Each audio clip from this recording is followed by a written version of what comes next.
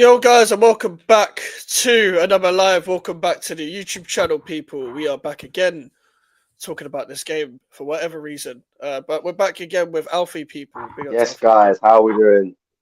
I've seen Alfie a lot. If you want to see Alfie more, his link is in the title, people. And you'll also be joining me for the match reaction tonight. Whatever happens.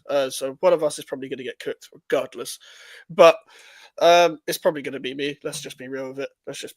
But yeah, I think a lot of you that even watching this on a playback or watching this live will be interested to know what the fuck happened last night. I'll just leave this comment here from Melon.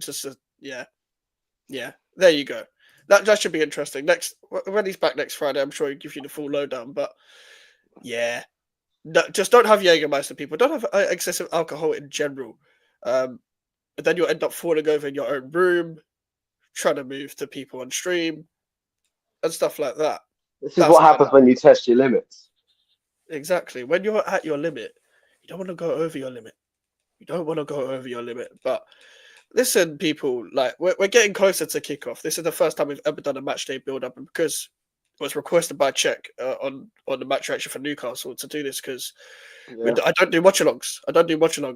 I can't for home games anyway, but also for away games, I watch stuff with my family. I watch the games with my family, so not anytime soon is the match going to happen. Like, what are these watch-alongs going to happen? But one day they will. But Alfie, obviously, it's coming up. We're 4 hours and a half away from kickoff. And have your thoughts changed about the game? What are your feelings about the game right now? Well, I feel like it's just a case of going back on, not really going back, but going back to what I just said on the past couple of match previews that we've done ahead of the game. If we go with the same team and we look to play the same way and be good on the transition, we should be okay. Yeah, it feels like as I get closer and closer to kickoff, my mind just doesn't change about this game. I've gone with the same scoreline. I've gone with 3-0 Arsenal throughout the whole time. And I don't see any reason why I shouldn't, because I don't feel like it's going to be a case of we take Arsenal by surprise. I feel like this is Arsenal when they're in their mode, where they could go on a bit of a run. I don't think it necessarily means that it changes the consensus of the title race necessarily, but I just think it's a case of you guys are in the mode now where you're picking the right players. Odegaard's back, Saka's linking up and stuff as well. So you guys are going to be like well enthused going into the game. However, for us, it's a case of we won against Newcastle, that's cool, but we can still see where we could be got at. Newcastle still got at us in a sense. I feel like with higher quality of players on your side, I feel like it could be a long day. I feel like it could be a hard day for us. And that's why I'm not confident going into this game. And yes, I'm not confident going into any game, but I feel like I have a right to not be confident going into this game. Like we haven't won against Arsenal at home since 2019. Put it this way, yeah. If you follow me on Twitter, you already know about the Mike's curse. You already know that everything I put as a tweet ends up backfiring on me. Even happened yesterday in the Southampton game. I posted the delete club meme of Southampton when they won 1-0 down, and then Southampton equalised. So that happened straight away. I was bullying Man United and Tottenham for the Europa League, and then Man United won the game and Tottenham went 2-1 up. So it doesn't work out for me unless it's West Ham. I only get West Ham right for whatever reason. But Tottenham did bottle it though. They did bottle it right at the end, as typical Tottenham, as they always do. But with this game, man, it's just getting onto the Mike's curse as well. I've not seen Arsenal win at home apart from the cup game since whatever. I've never seen an Arsenal win at home in a cup game in a league game. Actually, I've never, because you never beat you at Upton Park, from what I remember. In my lifetime, in terms of from the 10-11 season till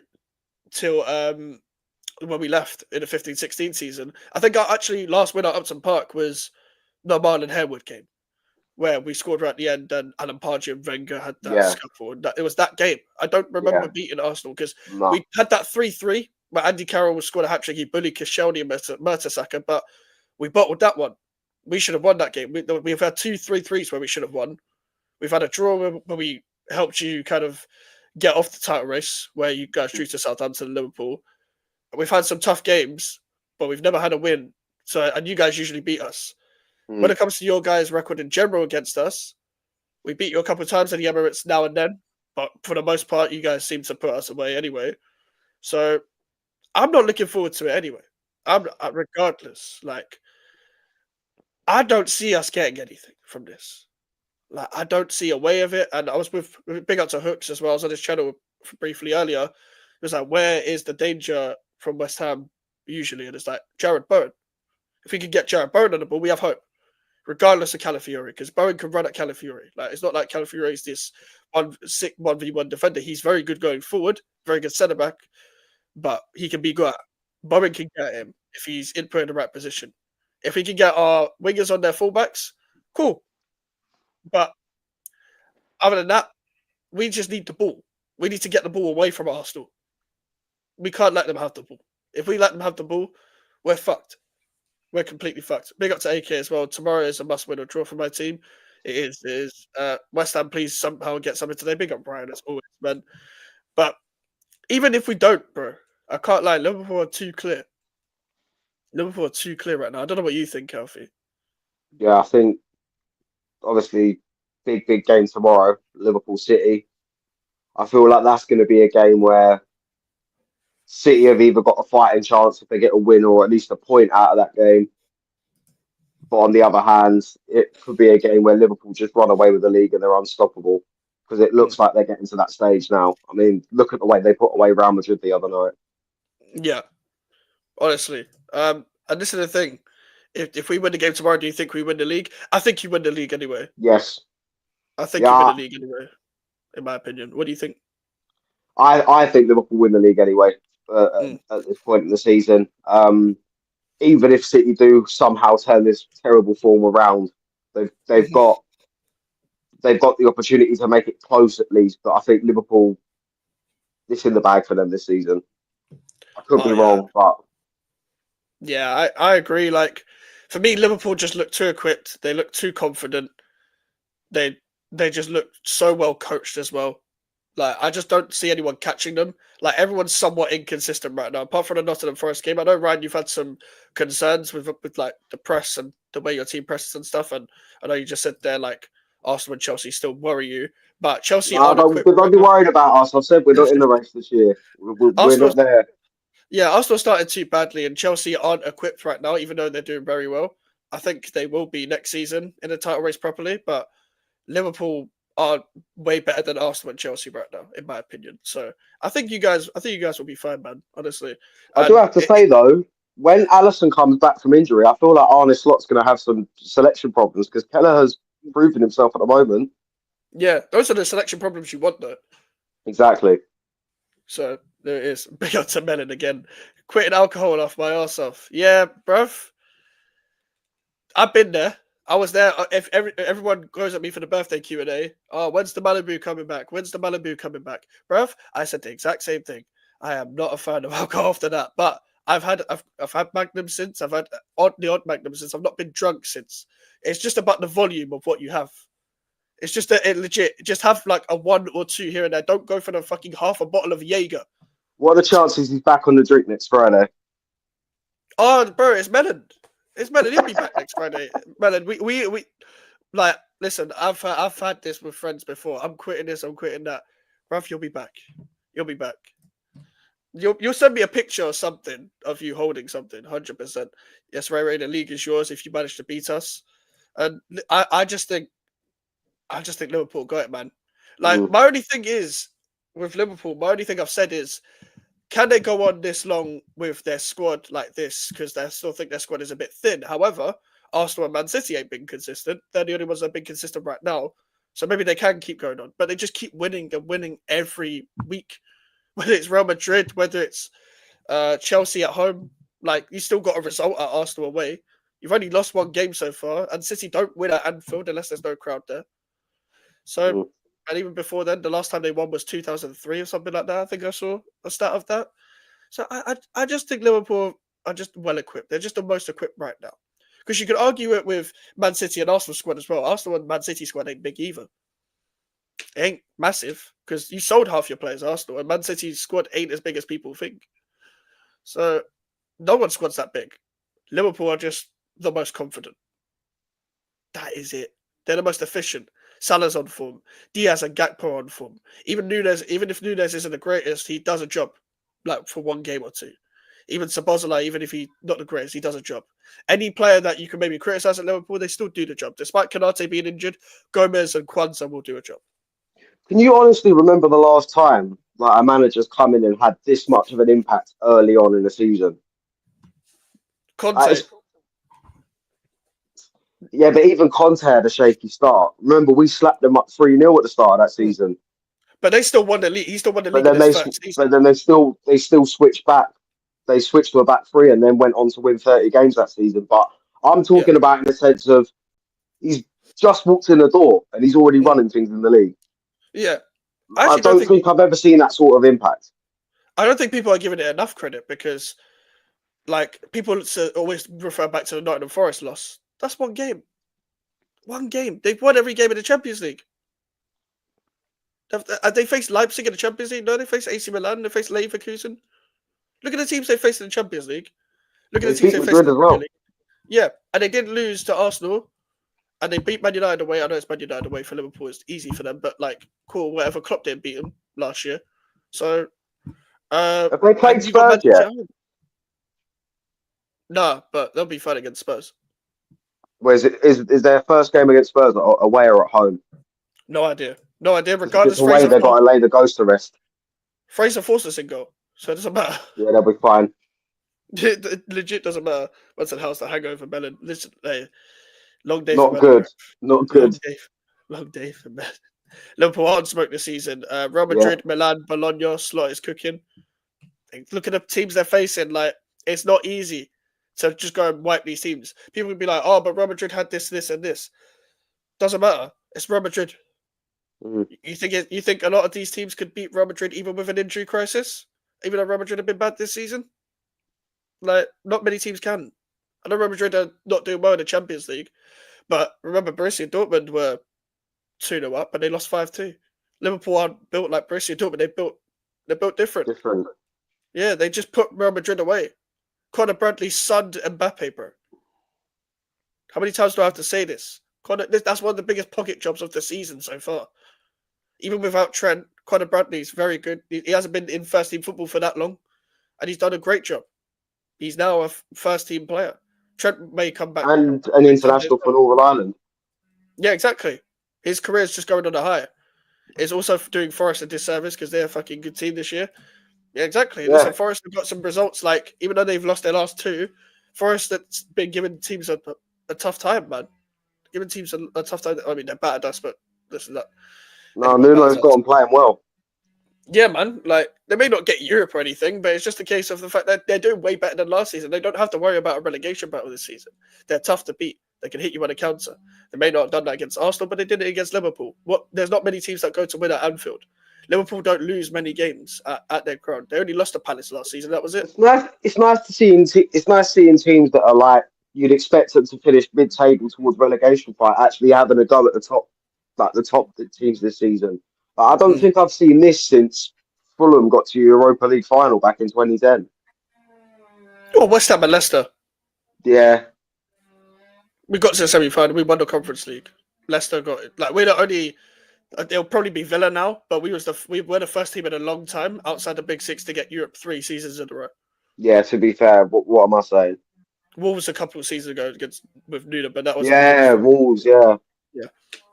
But yeah, so Forest got to get Europe first to even be put up with them. I reckon they get Conference League. They can get Conference League. They'll be in the run. At a push, though.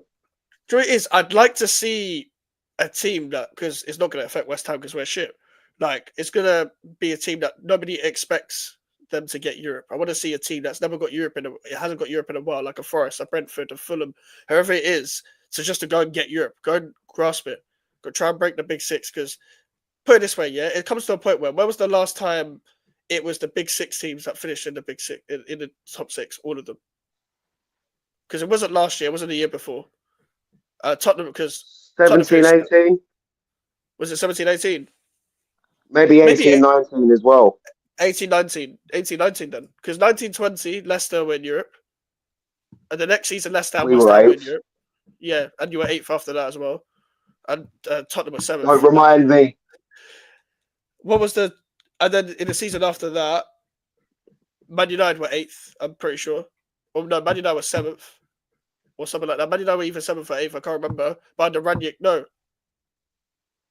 no, Tottenham was 7th. Oh, no, actually, no, Tottenham got top 4 that season. Tottenham No, got so it top was that four season. because they beat us to it. Wait, so it was that season then? It might have been the 21-22 season because Man City won the league. I think Liverpool came second. Chelsea came third. Tottenham came fourth. Arsenal came fifth. Man United sixth. Yeah, it was that season. Because that Yeah, was the season when you got pipped to top 4. Because it's always a team where now because of the Conference League, there's always going to be a team that you don't expect to be in Europe. Newcastle broke into the top 4, like in that one season. There's always and one. Villa. Villa, Villa last yeah, season. yeah, Villa last season. Like Villa are probably going to be the team now that also be the first, like another Big Six team, a team outside the Big Six that gets Europe 3 seasons in a row. Do you reckon they go through?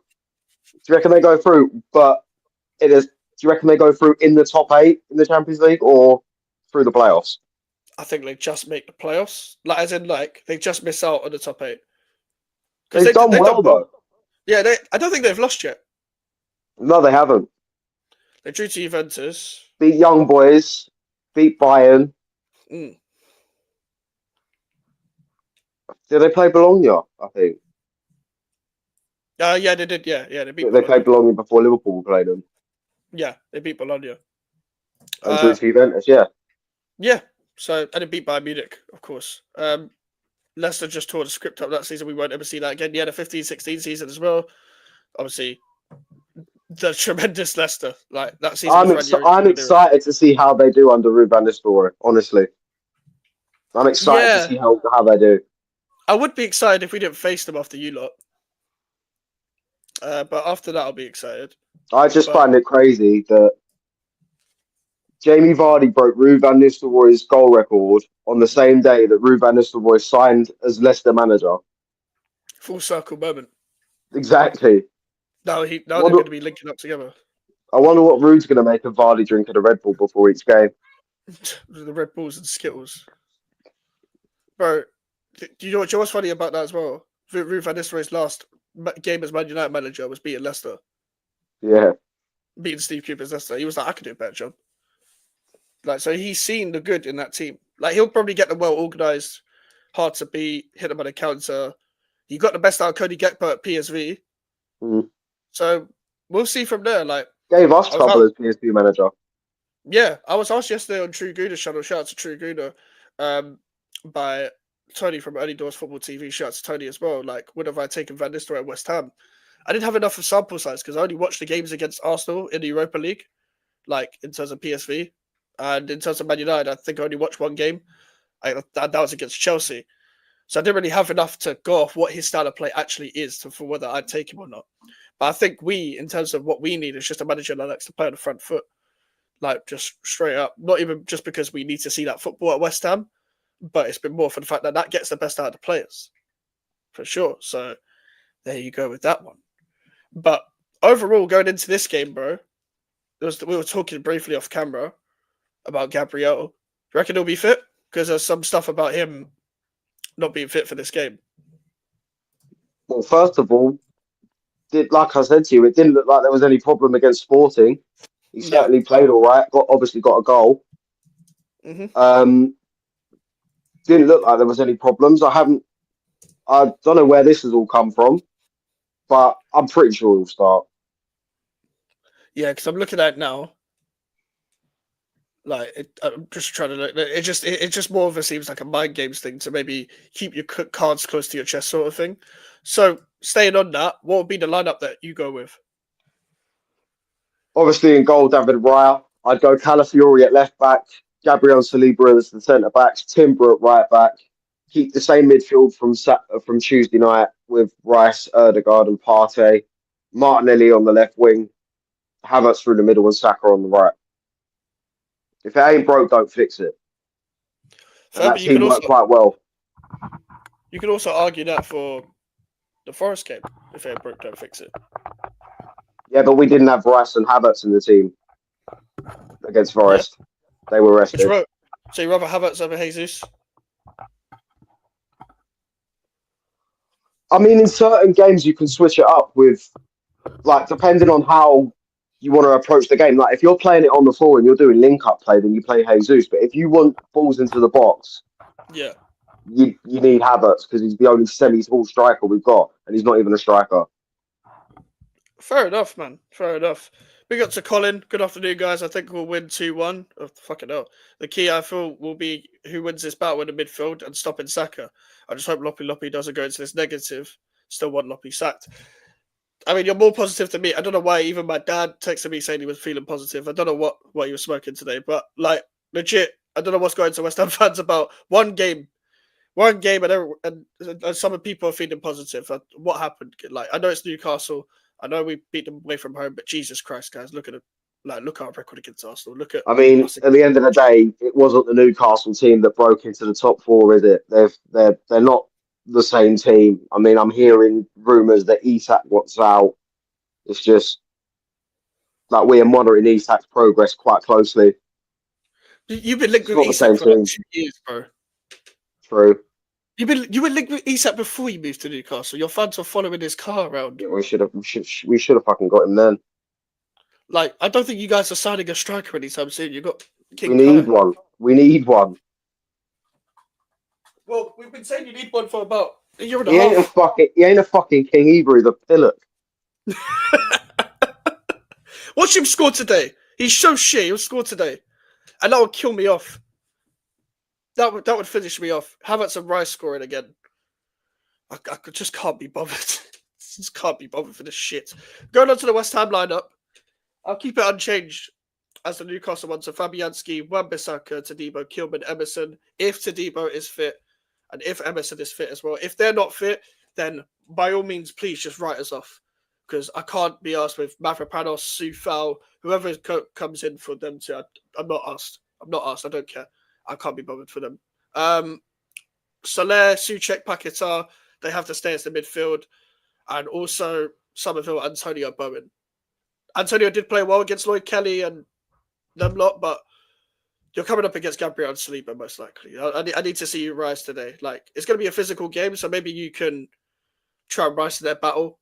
Like, but you don't even look as strong as you used to and energized as you used to. And I don't expect you to. You're 34, to be honest. So there you go with that. And maybe we'll bring Danny Ings off the bench. He's made an impact pretty much every game he's come on. So hopefully he can make an impact once we're losing like 2 or 3-0 or whatever. People are saying Sufa's better than Wan-Bissaka. They're somewhat fucking stupid then. We're entering talk with Cunha for a new contract. That usually means we're selling him start next season. But yeah, you guys got to keep Cunha, man. That means we're carrying you this season. My lineup: Fabianski, Wan-Bissaka, Tadibo, Kilman, Emerson, Somerville, Souček, Soler, Bowen, Paquetá, Antonio, and Guilherme comes on to get the winner. I mean, fair enough. I'd like to see Guilherme a lot more this season, especially with the fixtures coming up. Guilherme's only got a couple substitution appearances. I think if you want to have a young player that's there, you got to give him what's it called, more minutes because they're ready for first team football. You just got to give them minutes. Like when the youngsters like gone past that stage of they don't need to play youth football anymore. You got to give them minutes. They're an option. Just give them minutes. I feel like this is what is frustrating me more because he's the mold of David Moyes almost, where you have a youngster there, but you're not brave enough to bring him on. You're not brave enough to change it. Instead, you want to bring this Andy Irving guy who doesn't do anything. Like, Andy Irving's not meant to be here. I don't know why he's still here. Now, when Man United are sniffing around him, he'd suit that Amarim system, couldn't you? He'd be perfect. He'd be perfect for that. He already plays well in that kind of formation anyway. So he'd be the kind of player Man United would need. He'd probably be one of their best attackers, to be honest with you. He's better than Garnacho, better than Rashford, even up front, better than their strikers they have now. He can play across the front three. So he'd be perfect for you lot. But coming up to the end of this, because we're only going to make this like half an hour or so, because this is just a matchday build-up, kick-off, countdown sort of show. Does your prediction change from here, Alfie? Like, what are you feeling? Not really. I stick by mine. I'd go either 2-1 or 3-1 Arsenal. Get your predictions in the chat, people, and also subscribe to Alfie's. Link is in the title. He's trying to get to 300 before the end of the year. Watch his preview just before the game starts as well. I'm feeling the same with Arsenal. I think it's 3-0 Arsenal. I'll be very surprised if we score partial defence, just with the way we set up. And I think it's going to be a horrendous day.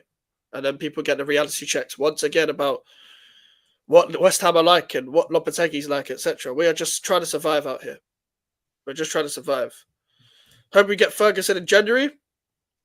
I can see that being real. I can see that being a realistic option, I guess, if that whole loan thing is true. But that would be a smart move from the club, to be honest. But then again, let's say he does well, it doesn't benefit us. It actually doesn't benefit us in the long term at all, because if he does well, Brighton just have a player to sell, or Brighton have a player to keep for them. I want you making a player at Brighton better. Meanwhile, we're not going to be able to buy him off because they'll just price him out if he does actually hit the ground running the same way Lingard did at Man United. Like if that was to go on a similar sort of loan. 1-1 draw, scrappy game unless Arsenal score early. You reckon 2-2 draw? You know, I honestly I know people would take a draw. I don't know. I'm one of the few people in the world that never takes a draw, but I don't care. I'm not taking a draw. I know Alfie's definitely not taking a draw because they're meant to be in the title race. No, But no draw, bro. No draw. no draw. No draw. Because like a draw does nothing for me. We've won 4 games this season. I don't care like about a draw. Like we drew with Fulham and Brentford. So win against Arsenal, make up for those results by winning against the teams you're not meant to beat. Can we at least win against a Big Six team for once in our lives, please? For the love of God, I've been just waiting for one. I'm waiting for one. We lost. We got battered by Tottenham and Chelsea. The games we usually turn up for. Can we turn up in this game? Like, and at least it wouldn't change my mind about the manager, but we need 3 points. We need 3 points. Simple as that. But people, we're doing a match reaction as well at 10 p.m. So me and Alfie will be doing that on this channel as well, on the YouTube and on the Twitch people as well. So come and join us for that. Come and join us for that at 10 p.m. So, and also I'll do a fan cam just before that for the people that can't catch the full stream. That's why I do a fan cam and a stream. So if you can't watch the long term, just watch the short video just to get my sort of feelings on it overall. But Alfie, where can they find you, bro? AlphaD_YT on TikTok, Instagram, and Twitter. Make sure you follow me on there, people. And obviously, his channel link is in the title, as we've already said. Okay, that's a pleasure. As always, big up, peace to one and all. Big up to Deck, as always. Big up to the chat. Big up, Josiah. Big up to Josiah. Big up to Colin. Big up to AK, Melon, Ryan, everyone that commented today. And yeah, send your prayers for Melon. shout out Melon. We'll see you at 10 p.m.